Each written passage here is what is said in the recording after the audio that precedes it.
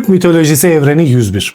Evet, bu videoyu sonuna kadar izledikten sonra ortamlarda konuşabilecek kadar Türk mitolojisi ve kozmolojisi bilgisine sahip olacaksın. Hadi şimdi başlayalım. Hiç düşündün mü? Kadim Türkler için evren yalnızca gök ve topraktan mı ibaretti? Yoksa her doğumun, her ölümün, her adımın görünmeyen bir karşılığı mı vardı? Göğe bakmak neden bir dua, yere basmak neden bir sorumluluktu? Bu videoda Türk mitolojisinde evrenin nasıl kurulduğunu, bu düzenin içinde tanrıların ve ruhların hangi işlevleri üstlendiğini, insanın ise neden bu dengenin tam ortasında konumlandığını anlatacağım. İzlemeye başlamadan önce videoyu beğenmeyi, kanala abone olmayı ve fikirlerinizi yorumlara yazmayı sakın unutmayın. İyi seyirler dilerim.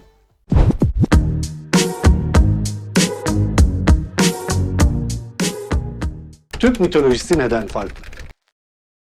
Türk mitolojisi Yunan ya da İskandinav mitolojileri gibi tanrıların kişisel hikayelerini anlatan bir sistem değildir.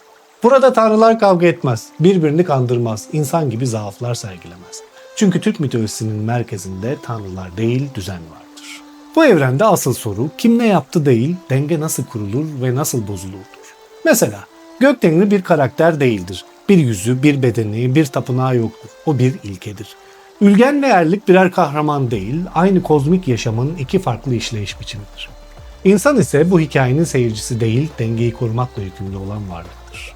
Eğer merkezde tanrıların maceraları değil de bir düzen varsa, o zaman bu düzenin nasıl bir evren tasavvuru üzerine kurulduğuna bakmak gerekir. Evren bir çadırdır. Eski Türkler için evren bir boşluk değildir, bir çadırdır. Çadırın tepesinde gök vardır. Ortasında insanlar yaşar, altta ise yeraltı uzanır. Bu üç katman yalnızca mekan değil, işlev ifade eder. Gök, yasa, düzen ve kut demektir. Yer, yaşam, üretim ve sınavdır. Yeraltı ise ölüm, hastalık ve yüzleşme alanıdır. Evren durağan değildir, katmanlar arası etkileşim halindedir. Ama her düzenin bir yasası vardır. Bu kozmik çadırın tepesinde de her şeyden önde gelen bir ilke bulunur. Göktengri ve Kayrahan. Bu düzenin en üstünde Göktengri bulunur. Ama Göktengri yapılan bir heykel, adak sunulan bir yüz değildir. Çünkü Tengri bir isim değil, varoluş ilkesidir. Altay anlatıları bu ilkeyi Kayrahan adıyla anlatır. Kayrahan, yaratımı başlatan ama doğrudan müdahale etmeyen üst yasadır. O emir vermez, o kızmaz, o sadece olması gerekeni mümkün kılar. Yasa vardır ama bu yasa kendi kendine işlemez. İşleyebilmesi için karşıt güçlere de ihtiyaç duyar. Ülgen ve Erlik. Kayrahan yasayı koyduktan sonra bu yasanın işlemesi için iki güç ortaya çıkar. Ülgen ve Erlik. Ülgen yaratımı sürdüren, ışığı taşıyan, yaşamı düzenleyen güçtür. Erlik ise bozan gibi görünen ama aslında sınayandır. Ülgen düzeni kurar, Erlik bu düzenin bedelini hatırlatır. Biri olmadan diğerinin anlamı yoktur. Ama bu karşıtlık evrene insanın dahil olmasıyla birlikte geri dönülemez bir hal alır. Yaratılış ve kırılma, yetkinin aşıldığı an. İnsan yaratılırken Ülgen Erlik'ten yardım ister. Erlik insan bedenini çamurdan şekillendirir. Ama bir sınır vardır. Can, yani yaşam nefesi. Yalnızca gökten üflenebilir. Ve bu yetki yalnızca Kayrahan'a aittir. Erlik bu sınırı aşarak insana can da üflemek ister. Onun hatası kötülük değil, yetki ihlalidir. Bu ihlal Erlik'in yer altına itilmesine sebep olur. Ama insan çoktan yaratılmıştır ve bu yüzden hep bu iki gücün arasında kalır. İlk sınav ise doğumun ta kendisidir. Umayana, gökten inen ruh. Doğum Türk kozmolojisinde sıradan bir olay değildir. Ruhun evrene kabul edildiği en kırılgan eşiktir. Altay, Yakut ve Göktürk anlatılarında bu eşiği tutan güç Umayana'dır. Umay'ın göğün kanatlarında yaşadığı, ışıkla ve kuş sembolüyle anlatıldığı söylenir. Bazı rivayetlerde altın saçlı, gümüş tahta oturan bir figürdür. Her sabah bir kuş kılığına girerek doğum yapmak üzere olan kadınların yanına iner. Kanatlarını açtığında rüzgar beşiğin başında eser, bebeğe kut denen yaşam nefesini taşır. Bu yüzden doğum sırasında evin çevresinde beyaz bir kuş görülürse Umay geldi denir. Ama bu iniş risksiz de değildir. Çünkü her doğum henüz bedene tam yerleşmemiş bir ruh demektir. Ve bu Erlik'in alanına açılan bir boşluktur. Yeraltının güçlerinin bu eşeğe yaklaşmasıyla doğumlar zorlaşır, bebekler ölür, anneler zarar görür. Umay karanlığa dokunmamak için bedensel varlığını bırakır, ışığa dönüşür ve yeniden göğe yükselir. O günden sonra Umay yeryüzüne doğrudan inmez.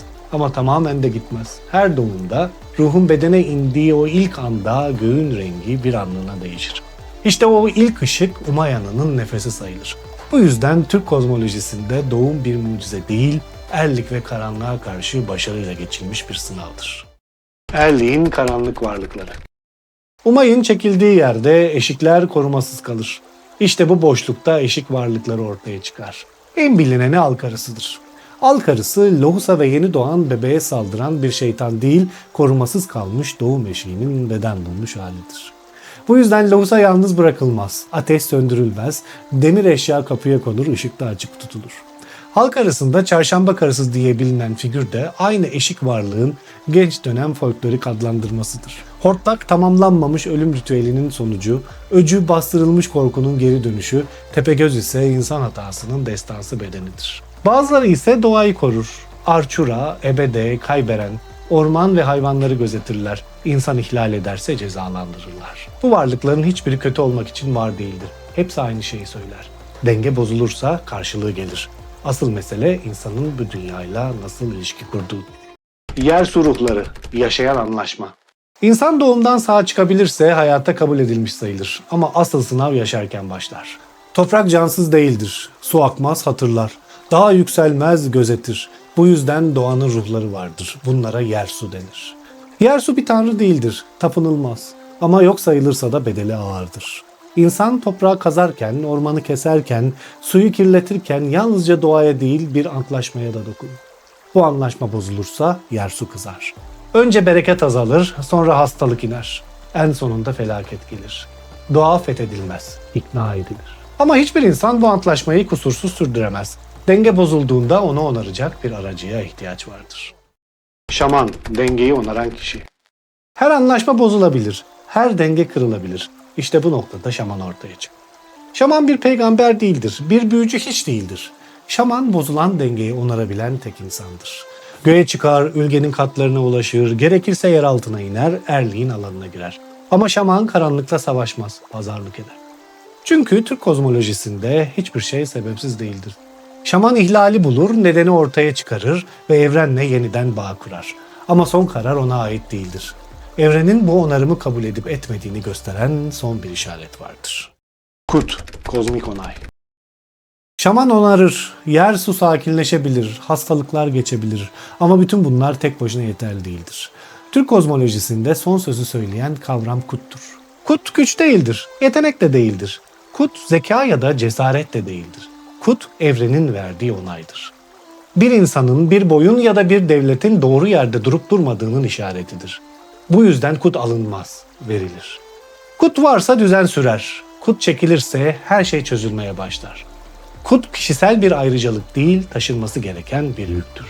Ve ancak denge yeniden kurulursa geri döner. Peki insan bu evrende nerede durur?